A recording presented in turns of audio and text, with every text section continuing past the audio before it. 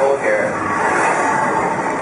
And of course, there's got to be some sort of conflict, and in this case, it's this giant enemy called the Chaos Bahamut he's going to be fighting.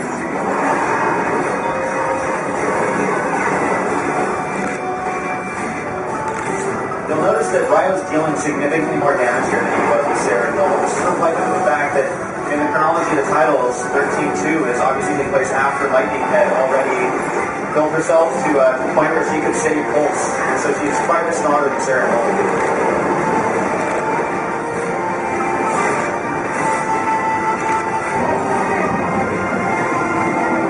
Visual sequence, good involvement from the player.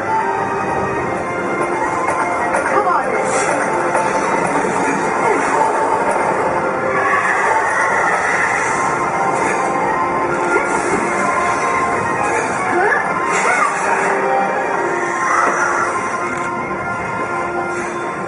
And sadly, that's all we can show you today. That's the end of the demo.